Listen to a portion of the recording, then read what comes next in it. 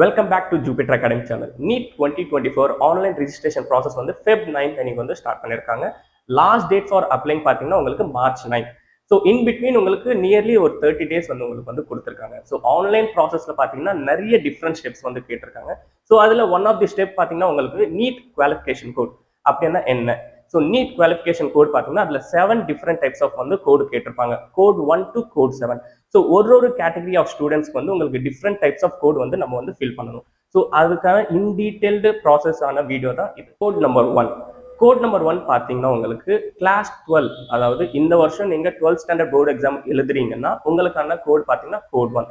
So என்னென்ன board வந்து apply பண்ணலாம் பார்த்தீங்கன்னா எல்லா போர்டுமே அப்ளை பண்ணலாம்.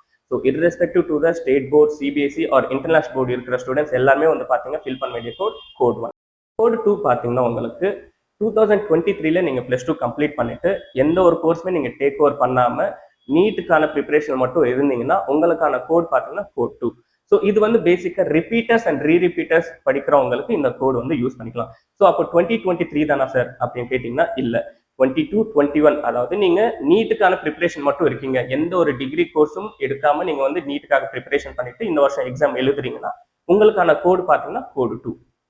கோட் 3 பார்க்கும்போது உங்களுக்கு பேசிக்காக உங்களோட ஸ்கூல் ஸ்ட்ரக்சர் பார்த்தீங்கன்னா +2 இல்லையா, so intermediate or junior college இருந்துச்சுன்னா உங்களுக்கான கோட் பார்த்தீங்கன்னா கோட் 3.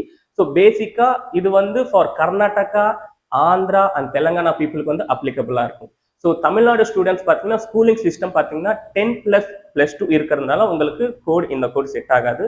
ஸோ இந்த கோட் பிரைமர்லி யார் யூஸ் பண்ணுவாங்க பார்த்தீங்கன்னா Karnataka students or Andhra or Telangana students வந்து யூஸ் பண்ணுவாங்க.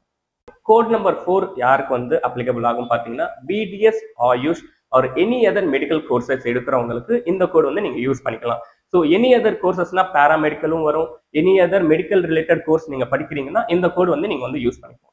கோட் நம்பர் 5 பார்த்தீங்கன்னா உங்களுக்கு பிஎஸ்சி கோர்ஸ் ரிலேட்டட் ஸ்டூடெண்ட்ஸ்க்கு, அதாவது current first year, second year, third year students வந்து கோட் நம்பர் 5 வந்து நீங்கள் வந்து யூஸ் பண்ணிக்கலாம் for NEET 2024 application process. Code number 6 பார்த்தீங்கன்னா பிஎஸ்சி கம்ப்ளீட்டட் ஸ்டூடெண்ட்ஸ், அதாவது ஆல்ரெடி நீங்கள் ஒரு கிராஜுவேட்டா இருக்கீங்கன்னா நீங்கள் வந்து கோட் நம்பர் 6 வந்து யூஸ் பண்ணிக்கலாம். Code number 7.